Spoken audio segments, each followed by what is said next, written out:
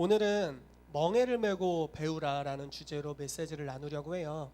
여러분, 그 예수님께서 이런 말씀을 하셨죠. 수고하고 무거운 짐진 자들아 다 내게로 오라, 내가 너를 쉬게 하겠다. 그런데 이제 거기서 끝난 게 아니라 내 멍에를 메고 내게 배우라, 내 멍에는 쉽고 내 짐은 가볍다 라고 말씀하십니다. 예수님의 멍에를 함께 맨다는 것은 하나님께 배운다는 것을 의미합니다.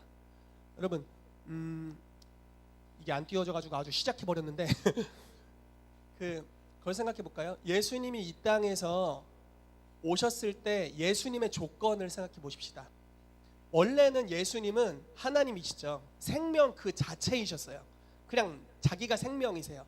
그런데 생명 그 자체이신 분께서 의존적인 존재인 인간의 모습으로 이 땅에 오십니다. 그리고 의도적으로 종의 형체를 가져오셨어요. 그래서 어떻게 하셨냐면 생명이신 아버지와의 연결을 가져야만 살 수 있는 존재로 의도적으로 자기를 낮추십니다. 그래서 걸어 다니면서 뭘 하면서 항상 아빠 하나님과 연결돼 있으세요. 성령님을 통해서. 그리고 예수님이 가는 곳마다 열매를 맺는 역사가 100% 일어납니다. 그러니까 예수님의 삶에 한마디 말도 다 열매를 맺었고 예수님의 모든 걸음도 다 열매를 맺었어요. 그냥 그분은 버려지는 시간이 없습니다. 그분의 33년 정도의 삶이 모든 것이 다 열매 맺는 삶이었어요. 그런데 놀라운 것은 무엇이냐면 우리와 동일한 조건이었다라는 것이죠. 여러분, 열매 맺는 사람에게 멍에를 메고 함께 거닐면서 배우게 되면 처음에는 그 사람보다 훨씬 못한 삶을 사는 내가 글로 가겠지만 조금 지나면 그 사람과 동일한 발걸음으로 우리가 걷게 될 것입니다. 그래서 우리가 하는 것도 동일하게 열매를 맺게 된다는 거죠. 오늘 이런 취지로 말씀을 나누고자 합니다. 아멘. 그래서 이 말씀을 가지고 오늘 은혜를 나누고자 합니다. 우리 말씀 한번 같이 읽어볼게요. 마태복음 11장 28절에 30절 말씀 시작.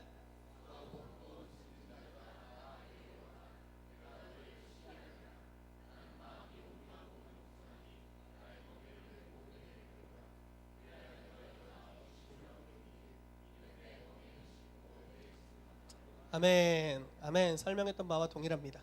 지난주에 저희 웨이팅 시간에 상필 형제님께서 치유 사역을 한 이야기를 말씀해 주셨죠.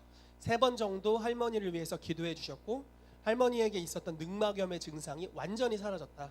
병원 진단에 떴다. 뭐 이렇게 이제 나눴잖아요. 여러분, 만약에 저 형제 삶에는 치유가 나타나는데 나는 뭐냐? 내 감기도 치유가 안 되고 이렇다면 저 형제님을 데리고 사세요. 이 멍에를 같이 하는 겁니다. 그리고 하는 짓을 똑같이 따라하세요. 운전을 왼손으로만 하면 왼손으로도 한번 운전해 보시고, 밥을 맨날 칼국수 좋아하시니까 밥을 맨날 유성시장에 칼국수만 드시면 따라가서 칼국수를 같이 드시고, 이러면서 그분의 삶에 어떤 특별한 것들이 있는 거죠. 여러분, 하나님은 사람을 외모로 취하지 않으세요. 잘생겼다고 특별히 능력이 임하고 그런 건 없습니다. 그렇다면 여러분들 다 말씀 안 드려도 아시죠? 뭐 저만 살아남을 넘어가겠습니다. 아무튼 그러니까 뭔가 성령의 능력이 그 사람의 삶에 나타나서 열매 맺음이 있다는 것은 하나님의 말씀을 따라 살아가는 하나님과 연결된 지점이 분명히 있다라는 것이고, 우리가 멍에를 함께하고 배우게 될 때 그것을 배울 수 있다. 그리고 우리도 동일한 삶의 영역으로 들어갈 수 있다라는 것입니다. 저희 아버지 친구분이 암 말기세요. 근데 아버지 굉장히 좋아하시는 친구분이신데 이제 말기 선고를 받으시고 그분이 이제 천주교인이십니다. 그리고 아드님이 신부님이세요. 독실한 이제 카톨릭 신자신데 저희 아버지가 이제 워낙 친한 친구분이고 안쓰러우니까, 너무 안타까우니까 저희 보고 이제 계속 가서 기도를 해달라고 이제 말씀을 하셨어요. 그래서 오늘도 갈까 합니다. 그런데 저희 아버지가 한번 방문하셔서 기적이라도 일어나면 좋겠다 이런 마음으로 손을 얹고 기도해 주셨대요. 그리고 나서 그분의 손이 따뜻해지기 시작했대요. 저희 이제 희은재 선배님처럼 한번 방문했었고 또 손이 계속 따뜻한 상태고 어제 다녀오셨는데 신기하게 몸이 이제 따뜻해지고 있다는 거죠. 암 환자는 온도가 이렇게 굉장히 낮잖아요. 몸이 이렇게 회복되고 있다는 것 같습니다. 그러니까 뭔가 교회 안에서 계속적으로 치유의 일들을 행하고 저희 장로님께서, 저희 아버지께서 이제 그걸 보시고 믿음으로 또 갈망함으로 친구에게 손을 얹고 기도하고 좋은 이렇게 결과들이 계속해서 있는 것 같습니다. 그래서 여러분 기도해 주시고 오늘도 함께하길 원하시는 분들 참여하셔서 같이 기도해 주시면 좋겠습니다. 어찌됐건 무언가 하나님으로부터 열매 맺음이 있는 영역엔 특별한 하나님과의 연결이 있다라는 것입니다. 그럼 그 사람과 멍에를 함께 메고 따라가게 될 때 그 열매를 동일하게 맺게 되는 줄로 믿습니다. 아멘. 자,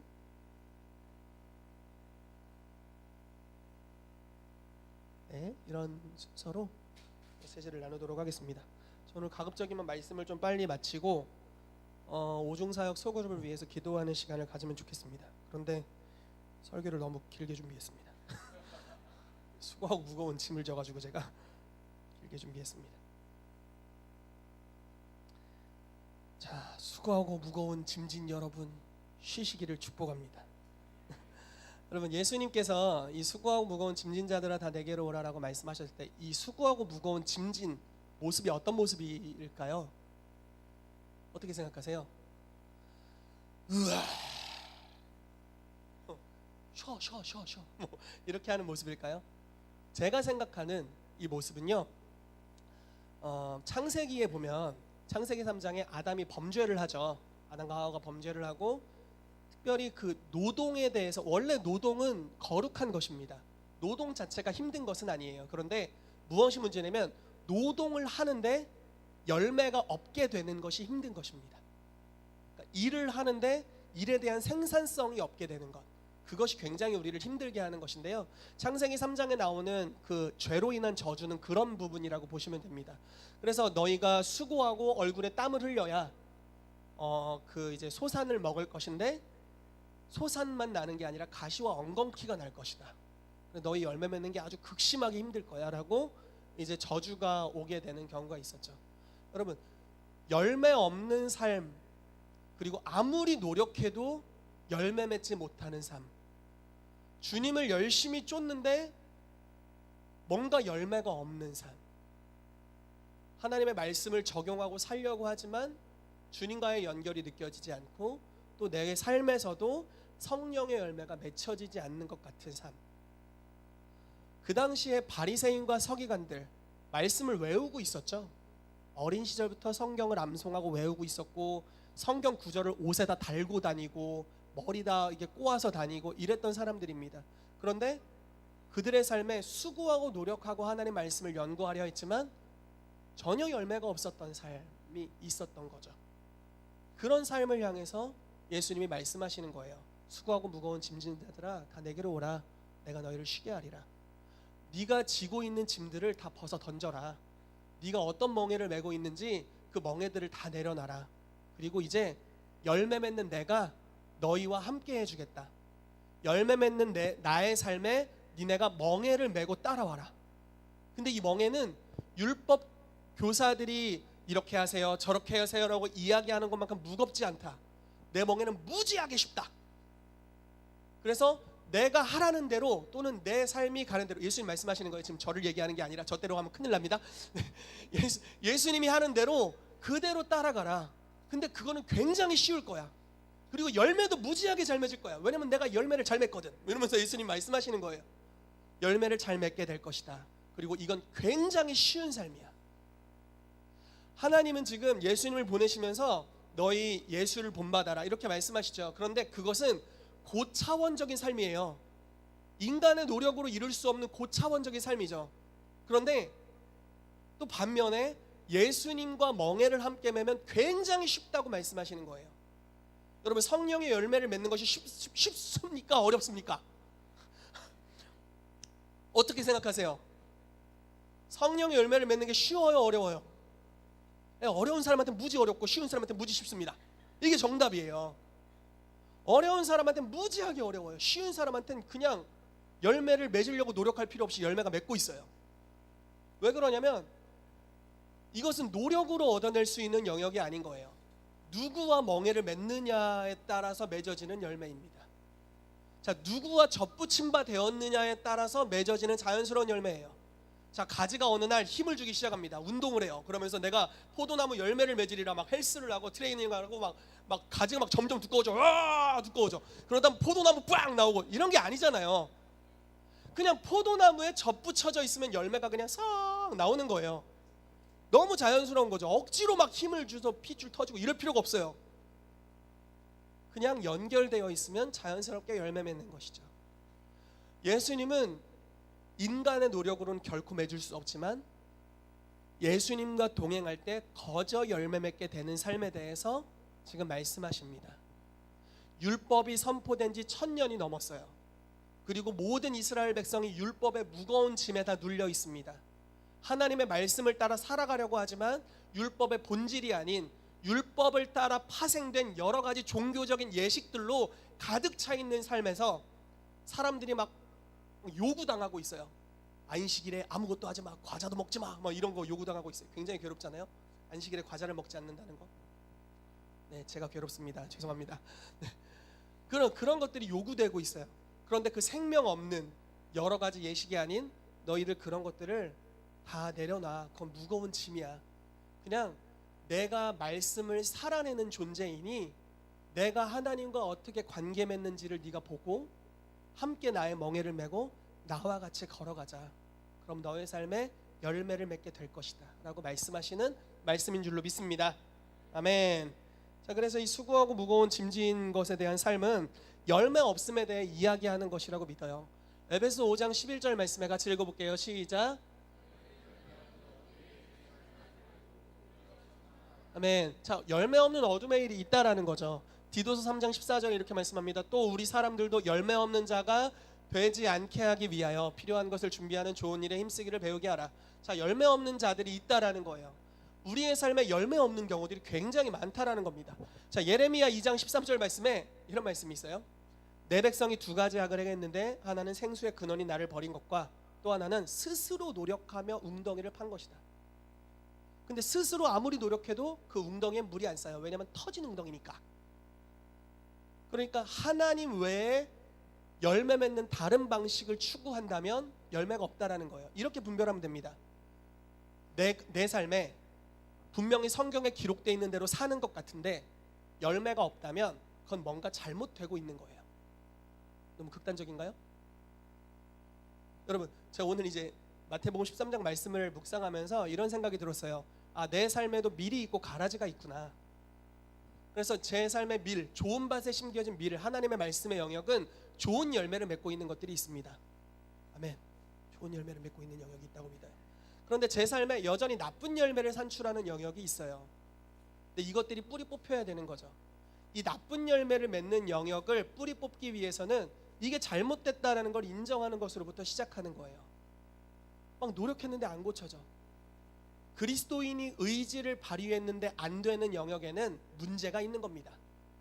뭔가 잘못된 연결이 있는 거예요. 주님께 접붙여져 있지 않은 것이죠.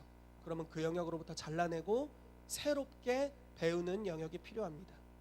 재정에 대해서 기도해요. 주님, 부자가 되고 싶습니다. 예수 그리스도께서 가난하게 되시면 나를 부자가 되게 하기 위해서라면서요. 그래서 막 기도를 해요. 그러면서 부자가 되게 해주십시오. 기도하는데 통장 잔고가 마이너스로 갔어. 문제가 있는 거예요. 그리스도인이 기도하면 응답이 와야죠. 막 엘리야 막 불 떨어지지. 응답이 와야 되는데 기도를 계속적으로 하는데 응답이 없다? 그다는 건 삶의 방식에 문제가 있다라는 거겠죠. 그럼 거기서부터 뭔가 주님께 연결되어 있는 것이 아닌 것들을 끊어내고 주님의 멍에를 매는 영역으로 들어가게 될 때 열매 맺음이 있게 될 줄로 믿습니다. 아멘. 자, 계속해서 넘어가 볼게요. 자, 요한복음 15장 5절 아까 말씀을 읽었죠. 제가 말씀드렸죠. 나는 포도나무요 너희는 가지다. 그래서 나와 연결되어 있으면 열매를 맺을 수 있다.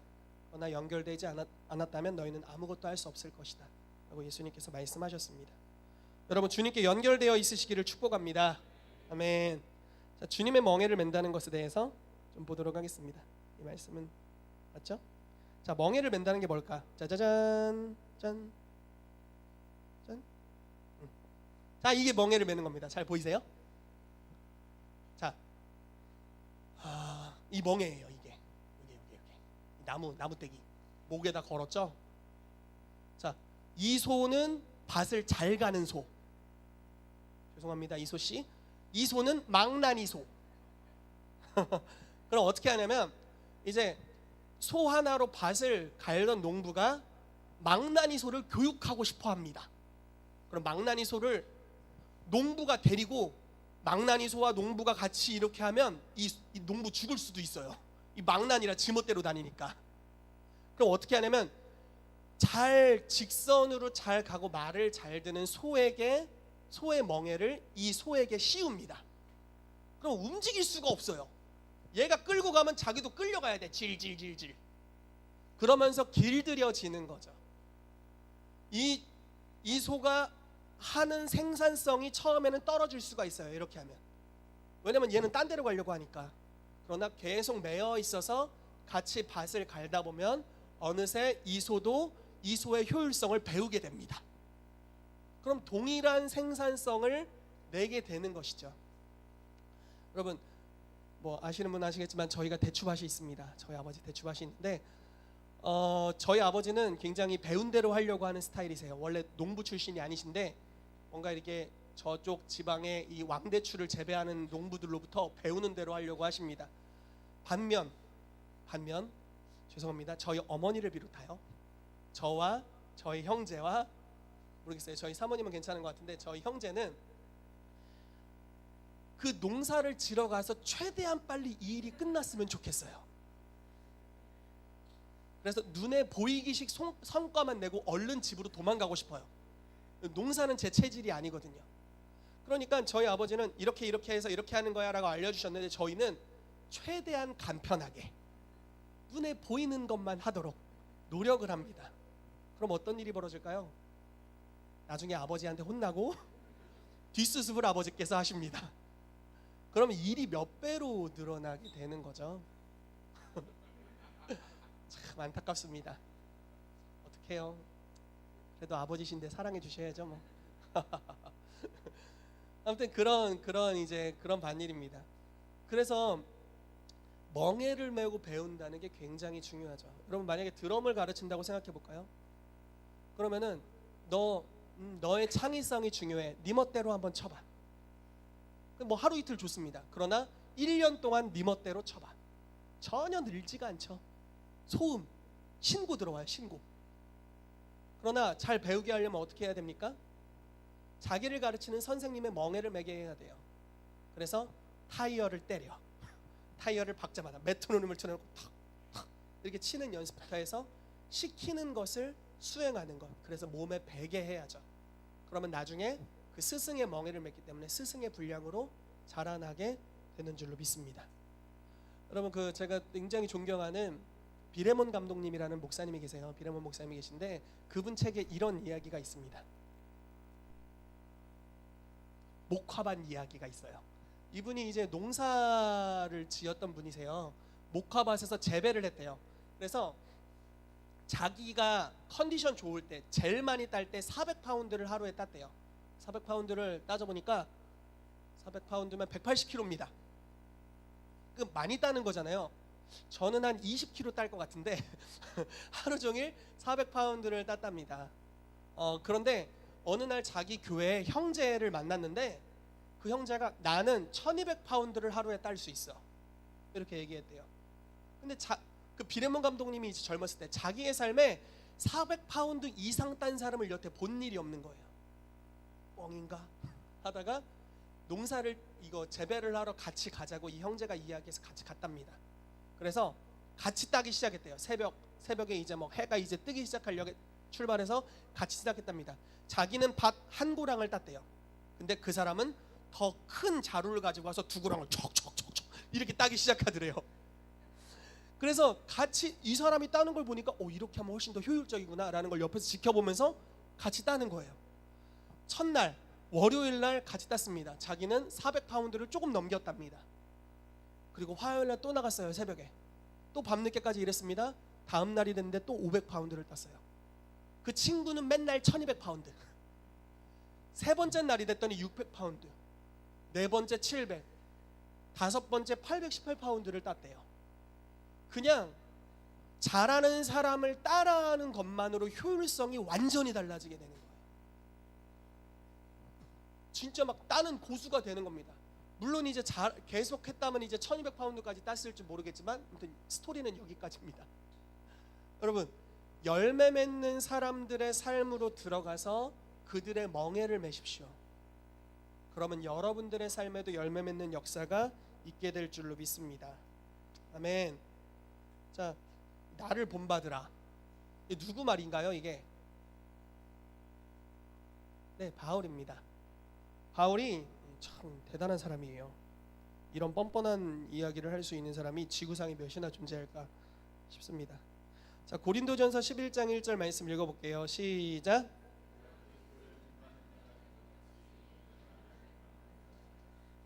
아멘입니다. 여러분들도 이렇게 말씀할 수 있게 되시기를 축복합니다. 아멘. 여러분 저를 본받으십시오. 제가 그리스도를 본받은 것 같이. 이런 걸 한번 해주고 얼마나 좋습니까? 자, 심지어 빌립보서 3장 17절은 이렇게까지 얘기해요. 형제들아, 너희는 함께 나를 본받으라. 그리고 너희가 우리를 본받은 것 같이 그와 같이 행하는 자들을 눈여겨봐라. 얘들아, 나를 본받아. 그리고 너네도 나를 본받았잖아. 그럼 너네처럼 행하는 사람들이 있는지 눈여겨봐. 왜냐하면 바울의 삶은 성령 충만했고 열매 맺는 삶이었어요. 대단히 노력한 위인전에 나오는 그런 게 아니라 예수님과 생명력 있는 관계로 연결되어 있었고, 바울이 하는 모든 것에는 열매 맺음이 있었어요. 여러분, 심지어 바울이 설교를 했는데 설교가 너무 길어져서 2층 다락에서 청년이 떨어져서 죽었습니다. 졸다가. 이 바울 목사님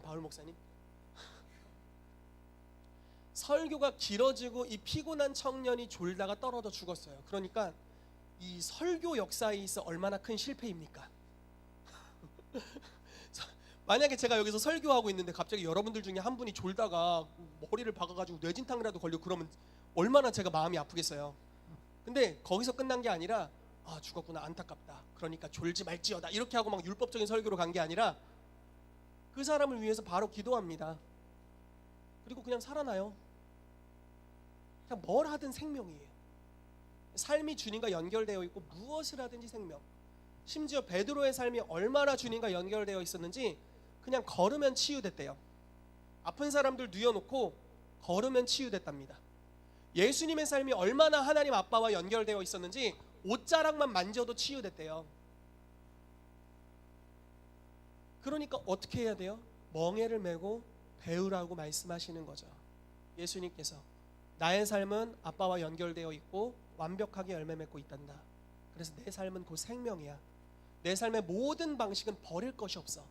그래서 네가 나의 멍에를 메고 나에게 배워라 라고 말씀하시는 거죠. 그리고 바울도 그 예수님을 계시적으로 만나고 경험하고 예수님을 본받은 삶을 살아갑니다. 그러면서 자기의 제자들에게 말하는 거예요. 내가 그리스도를 본받은 것 같이 너희도 나를 본받는 자가 되라. 함께 멍에를 메고 함께 가봐라. 너 혼자 열심히 막 혼자 너무 노력하지 마. 배워 라고 말하는 거예요. 본받아 라고 이야기를 하는 것입니다. 그렇게 될 때 그 사람의 수준으로 바로 갈 수 있게 되는 줄로 믿습니다. 아멘. 그래서 성경에는 리더들에게 굉장히 부담스러운 말씀들이 있습니다. 히브리서 13장 7절에 보면요, 같이 읽어볼게요. 시작.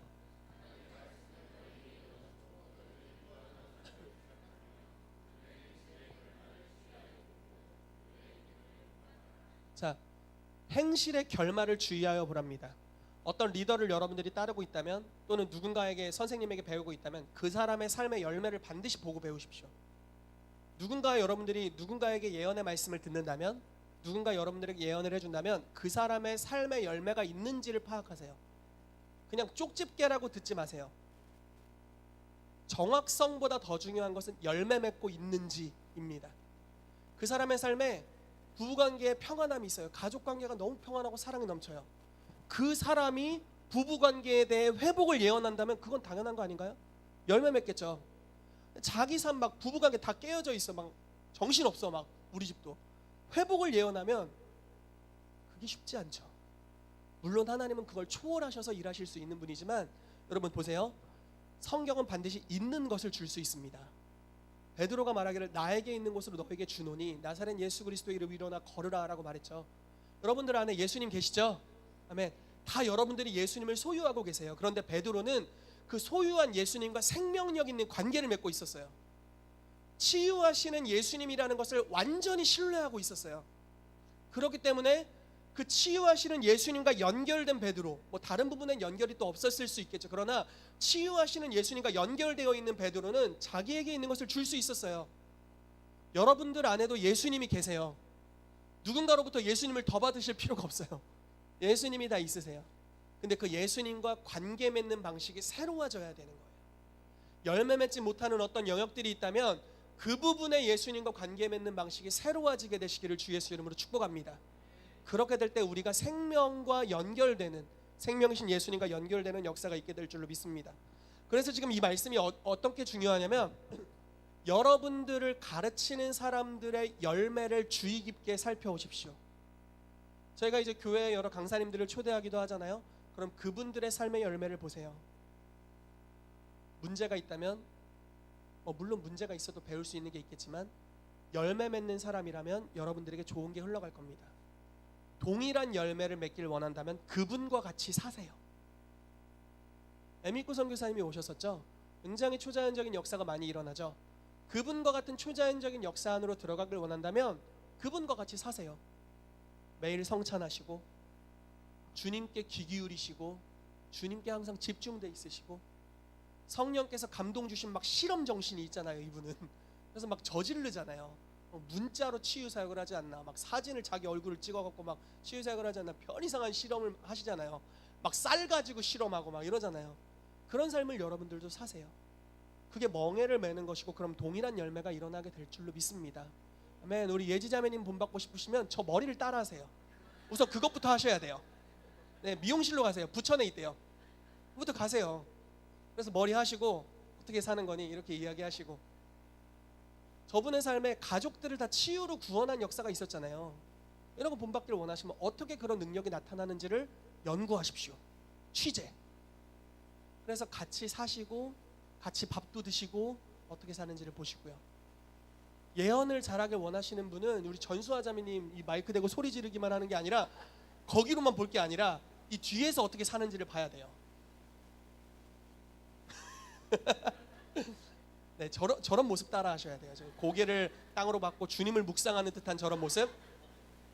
네. 그러니까 멍에를 같이 매게 될 때 동일한 열매를 맺게 되는 역사가 있습니다. 그러므로 여러분들이 누구를 따를지 주의하시고, 따르는 사람의 삶에 열매가 있다면, 그리고 그 열매를 맺기 원한다면 나의 삶의 방식을 내려놓고, 저도 저의 스타일이 있어요. 당신을 따라할 수는 없죠. 그러면 그 사람의 삶에 맺는 열매는 여러분들 것은 아닙니다. 이해되세요?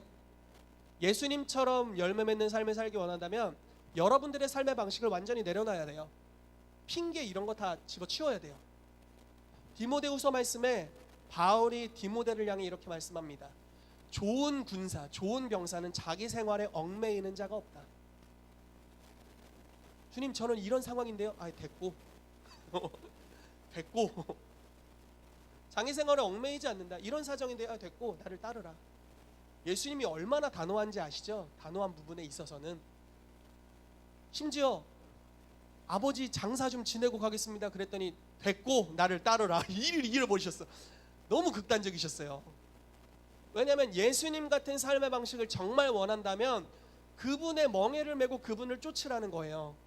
그러니까 베드로는 자기가 일하던 것을 버려두고 예수를 쫓았고, 야고보와 요한도 금을 깁다가 버려두고 예수를 쫓았고, 마태는 세금 계산하다 예수님을 쫓았고, 다 자기 삶을 버리고 예수님께 멍에를 매며 들어가게 되잖아요. 왜냐하면 예수님 같은 삶을 살길 원했기 때문에. 그리고 그들의 삶에 그 열매가 나타나게 됩니다. 여러분, 저희가 오중사역 소그룹을 진행할 건데 오늘부터 진행하죠. 여러분들이 소속된 리더들의 삶에서 멍에를 메고 배우게 되시기를 축복합니다. 여러분, 지식으로 만족하지 마세요. 지식은 그냥 아무것도 아니에요. 성경에 심지어 이렇게 나옵니다. 지식은 교만하게 하며 사랑은 덕을 세운다. 여러분들에게 필요한 것은 지식이 아닙니다. 더 많은 성경 구절이 아니에요. 계시가 필요해요. 깨달음을 주는 계시, 삶의 감동을 주어 여러분들의 삶을 지금의 살아왔던 방식과는 다른 방식으로 살아가게 하는 계시가 저와 여러분들에게 필요한 줄로 믿습니다. 그래서 오중사역 소그룹으로 들어가게 될 때 여러분 그 리더들과 멍해를 함께 하십시오. 우리 강희훈 전사님과 함께 소고기 뷔페를 가셔야 됩니다. 여러분 목사팀 여러분 잘 들으세요. 목사팀 소그룹에 들어가시는 분들 저분 소고기 뷔페 무지 좋아합니다. 목사적 기름 부으심이 나의 삶에 필요하다. 소고기부터 드셔야 돼요. 그거 먹지 않고서 기름 부으심이 오기란 굉장히 어렵습니다. 소 기름이 오고 성령의 기름 부으심이 함께 하샤 오게 되는 것이죠. 네, 얼마나 좋아하세요? 저 좋아하는 분. 네, 목사팀 소그룹은 이 장소에서 할 겁니다. 멍에를 함께 맺는 것이 정말 필요하다라는 것입니다. 그래서 우리가 누군가와 멍에를 함께 맺으면 그 사람과 함께 합니다. 그래서 어렸을 때 부모님들이 친구 잘 만나라고 그러잖아요. 왜냐하면 어울리는 친구의 멍에를 매게 되고 그 습관을 배우게 되기 때문에 그렇습니다. 여기서 고백하자면 저는 옛날에 굉장히 성실한 학생이었었습니다. 그러나 제 친구 중에 땡땡이를 좋아하는 친구가 있었고 저는 그 친구와 사랑에 빠졌죠. 그리고 나서 저는 일주일에 2차례 학원을 땡땡이 치는 일들을 하였습니다. 네. 어머니 아버지는 모르셨을 겁니다. 왜냐면 학원에 기가 막힌 핑계를 제가 댔기 때문에 집에 전화를 안 했을 텐데, 아무튼 누군가와 어울리는지가 너무나 중요한 거죠. 여러분, 여러분들을 이끄는 자들 내 멍에를 매십시오. 그러면 그들의 삶의 열매가 여러분들의 것이 될 줄로 믿습니다. 아멘. 자, 제자와의 3요소에 대해서 이렇게 살펴보고 우리 또 바로 기도하도록 하겠습니다. 자, 제자와의 3요소 3가지입니다. 자, 따라해 볼까요? 계시, 능력 전수, 활성화. 아멘. 이 3가지가 이 제자와의 3요소라고 볼 수 있습니다. 자, 계시라는 것은 감추었던 것을 꺼내어 보여주다라는 뜻이 있습니다. 그러니까 뭔가 깨달아지는 거죠. 에베소서 1장 17절에 우리가 잘 아는 말씀이죠. 우리 주 예수 그리스도의 하나님 영광의 아버지께서 지혜와 계시의 영을 너희에게 주사 하나님을 알게 하시고. 자, 지혜와 계시의 영이 우리 가운데 필요합니다. 여러분, 소그룹 안에 들어가서 무언가를 배우실 때 새로운 성경 구절을 알게 됐구나 라고 끝나는 게 아니라 이것이 계시가 되게 하십시오. 성경은 계시가 되게 하는 방법에 대해서 이야기하고 있습니다. 첫 번째, 계시의 영을 받는 겁니다. 즉 성령님이 여러분들 가운데 역사하시면 그것이 단지 지식으로 들리지 않고 깨달음이 오게 될 것입니다. 믿음이 함께 오게 될 거예요. 자, 어떤 사람에게는 성령을 통하여서 믿음을 주신다라고 말씀하십니다. 말씀을 듣는데 무언가 믿어지기 시작하는 것이죠. 여러분, 그리고 믿어지면 반드시 결과가 찾아오게 됩니다. 아멘. 여러분, 말씀을 믿으면 결과가 찾아옵니다. 이렇게 예를 들어 볼게요. 제가 심장이 한 6년 동안 안 좋았습니다. 그런데 어느 날 내 심장을 하나님이 치유하길 원하신다는 게 믿어졌어요. 근데 아직 치유는 안 왔어요. 저는 하루에 12시간씩 잤어야 됐고 계속 누워 있어야 됐습니다. 심장이 안 좋으니까. 맨날 아버지 어머니한테 심장이 아파요, 안 좋아요. 그러면 이제 어머니 약국에서 심장 무슨 약 같은 거 이렇게 사오시고 이것도 먹어봐 저것도 먹어봐 하시면서 저를 격려하시고 이러셨어요. 근데 뭐 나아지지가 않아요. 근데 믿음이 우선 왔습니다. 자, 믿음이 왔다는 건 무엇일까요? 히브리서 11장 말씀에 믿음은 바라는 것들의 실상이요 보이지 않는 것들의 증거니 선진들이 이로써 증거를 얻었느니라. 즉 믿음이 왔다면 실제가 오고 있는 중입니다. 자, 말씀을 계속 누군가 선포해요.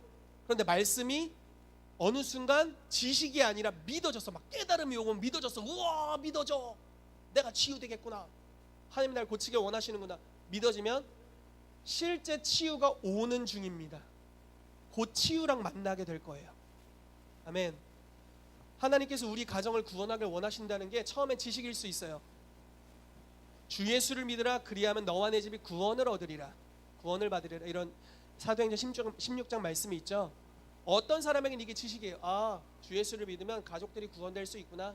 그런 좋은 지식. 근데 어떤 사람에게는 이게 갑자기 계시가 될 수 있어요. 갑자기 믿어지는 거예요. 그리고 이 믿음을 가지고 기도하기 시작합니다. 그리고 복음을 전합니다. 그러면 가족 구원이라는 결과가 점점 오고 있는 거예요. 어느 순간 맞닥뜨리게 될 줄로 믿습니다. 여러분 재정에 대해서도 동일한 원리로 나아갈 수 있습니다. 사도팀에서 이번에 경제 영역, 재정 영역에 대해서 할 텐데 말씀을 그냥 듣는 게 아니라 계시가 되게 해야 됩니다. 이걸 잘 들어보세요. 그냥 모임에 찾아와서 요셉 형제네 집에서 막 밥 먹고 그것만으로 끝나면 안 돼요. 그 집에 들어가서 선포되는 말씀, 스터디하는 것들이 여러분들에게 계시가 되게 해야 돼요. 성령님을 간절히 구하시고 성령의 충만함을 받으시고 말씀을 들으십시오. 그리고 집에 가서 그 말씀을 계속해서 되뇌이세요. 묵상은 지식이 계시가 되게 하는 열쇠입니다. 아멘.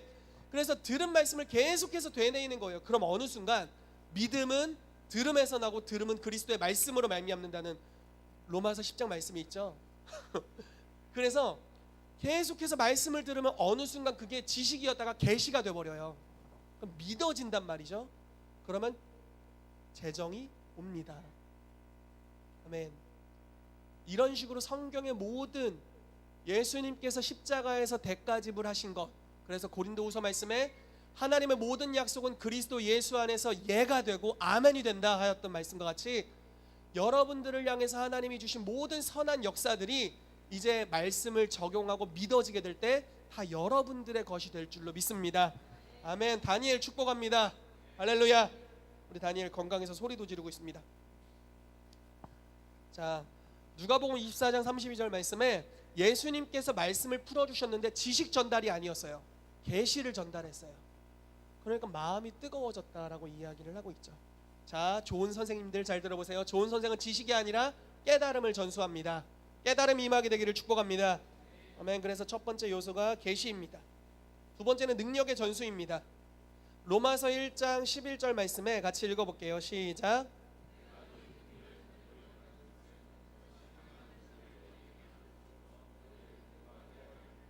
아멘.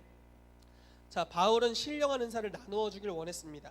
그리고 누가복음 10장 19절에는 예수님께서 70인의 제자들에게 능력을 전수해 줬어요.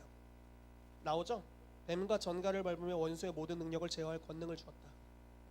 이것이 기독교에 있어서 다음 세대가 이전 세대보다 월등하게 강력할 수 있는 이유입니다.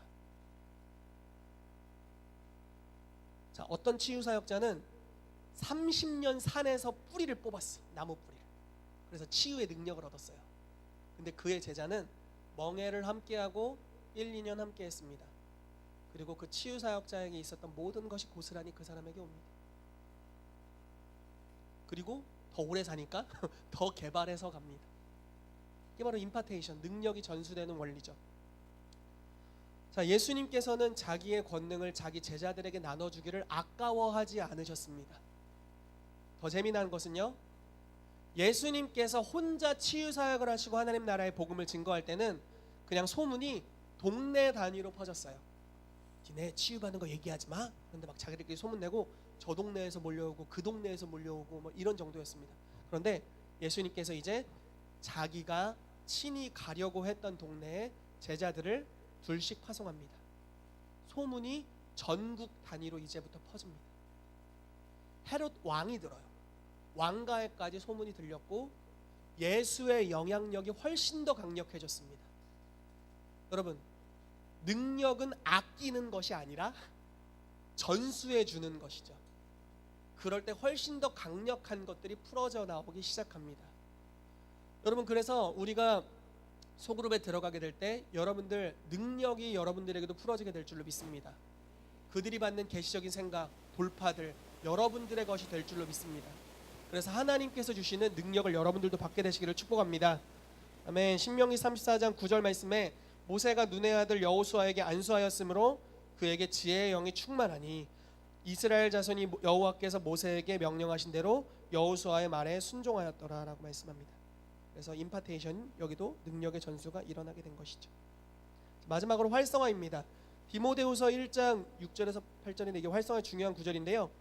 누가복음 10장 17절 말씀 같이 읽어볼게요. 시작.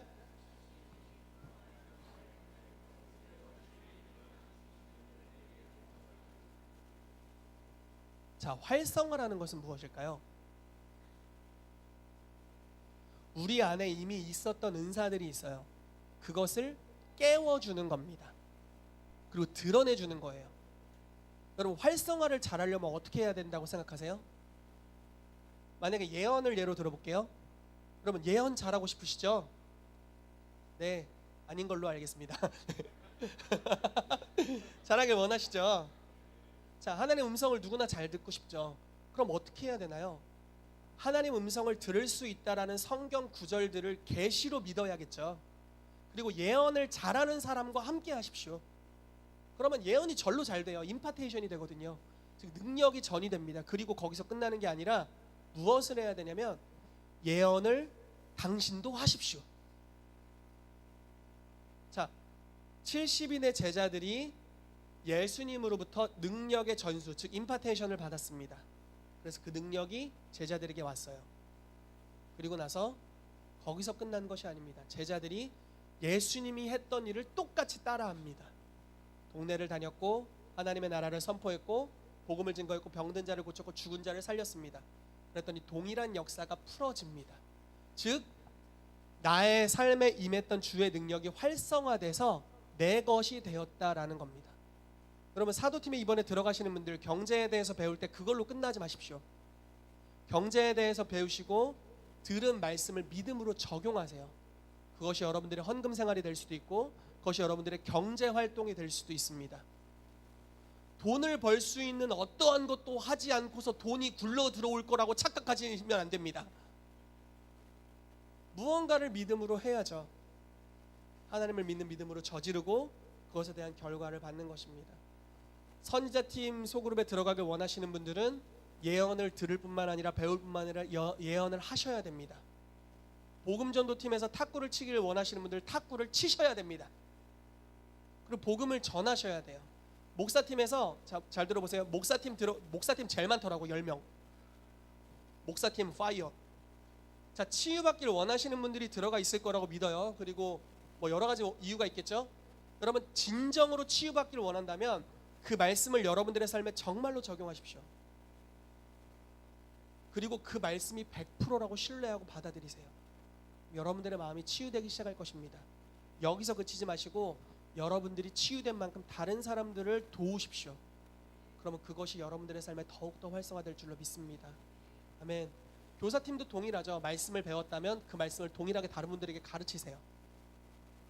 창세기부터 계시록까지 얼마나 잘 뽑아오셨는지 모르겠어.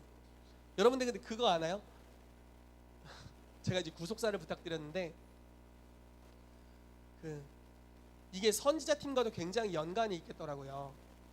왜냐하면 물론 이분이 이제 뭐 예언을 가르치고 싶어 하시고 정체성을 가르치고 싶어 하시는 분께 제가 구속사를 부탁드렸는데 왜 관련이 깊냐면요. 창세기 3장의 원시복음에 대해서 이야기할 건데요. 창세기 3장에 보면 여자의 후손이 뱀의 머리를 밟으리라. 하나님이 직접 예언하신 구절이고 이게 어떻게 성취됩니까? 예수님의 나심으로 십자가 사건으로 부활 사건으로 뱀의 머리를 밟아버리는 걸로 성취되죠. 자, 예언 그리고 역사적으로 이게 어떻게 성취되는지가 나와 있습니다. 출애굽 사건과 예수님, 또 다윗과 예수님, 뭐 예를 들어 요셉이 은 20냥에 팔렸나요? 30냥에 팔리고 예수님도 팔리는 것, 이게 다 예언과 성취, 예언과 성취, 예언과 성취. 선지자팀 다 일로 들어가야 될 것 같아. 성경이 이렇게 예언에 대해 확증하고 있고 성경이 예언으로 쓰여져 있고 예언의 성취로 쓰여져 있다는 것을 우리가 알게 되면 여러분들의 입에서 나오는 예언이 허투루 들리지 않을 거예요. 훨씬 더 믿음으로 선포되겠죠. 그리고 역사를 섭리하시는 하나님께서 반드시 그것을 성취할 것을 우리가 신뢰할 수 있어요. 왜냐하면 성경 시대에도 그렇게 하셨기 때문에. 그래서 이런 말씀들을 듣는 것이 너무나 중요하고 여러분들도 또 그렇게 가르치셔야 되는 줄로 믿습니다. 아멘. 속하다가는 큰일 나겠네요. 자, 그래서 여러분들이 배운 것을 4세대까지 전달되게 되기를 축복합니다. 잘 보세요. 이 말씀입니다. 네가, 여기 너는 디모데예요. 네가 들은 바를 많은 증인 앞에서 네가 많은 증인 앞에서 들은 바를 충성된 사람들에게 부탁하라. 그러면 그들이 또 다른 사람을 가르칠 수 있으리라. 자, 활성화의 비결입니다. 여러분들이 만약에 배웠어요. 자, 여기 2학기 선생님에게 여러분들이 배웠습니다. 그럼 누군가 배웠잖아요. 교사팀에서. 그러면 이것을 어떻게 하냐면 나는 좋은 걸 배웠어, 나 혼자 간직해야지 하면 활성화가 안 돼요. 어떻게 해야 되냐면 그걸 누군가에게 가르쳐야 돼요. 근데 아무에게나 가르치는 게 아니에요. 자, 누구에게 가르치래요? 충성된 사람들에게 가르치래요. 그러면 그 사람이 또 다른 사람에게 가르치게 될 거래요. 4세대에 이어지는 제자화가 이루어지게 되는 거예요. 이럴 때 여러분들도 활성화가 일어납니다. 그래서 이 능력이 여러분들의 것이 돼요.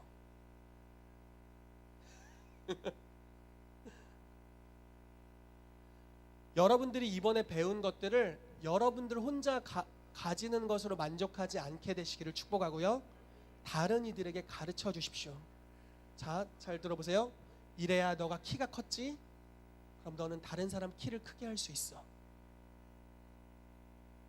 키 작은 사람을 찾아가. 성장판이 닫혀있는 아이. 진짜 그 사람은 진짜 소원이에요. 우리의 소원은 통일이 아니라 좀 키 크는 거예요. 가서 기도해줘. 내가 기도를 받았는데 키가 컸다? 얘기해주고 기도해 주십시오. 그럼 키가 커지는 거예요. 왜냐면 받았으니까요. 아멘. 얼마나 쉬운 전도예요. 예전에 제가 가르쳤던 학생이 이렇게 전도했다니까요. 기름 부심이 느껴지니 느껴봐. 이러고 교회로 싹 데려왔다니까요. 이 느끼는 게 뭐라고? 신기하네. 너네 교회 가볼게. 이래서 교회를 왔어요. 키 크게 하면 대박 나는 거야. 회사 사람들 다 교회 오는 거야. 이제 다 키 커져가지고 저 오다가 문에 박고 막 이러는 거야.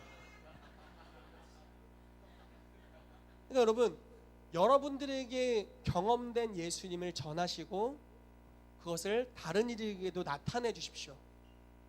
그러면 그것이 여러분들의 것이 될 것입니다. 아멘. 같이 기도하도록 하겠습니다.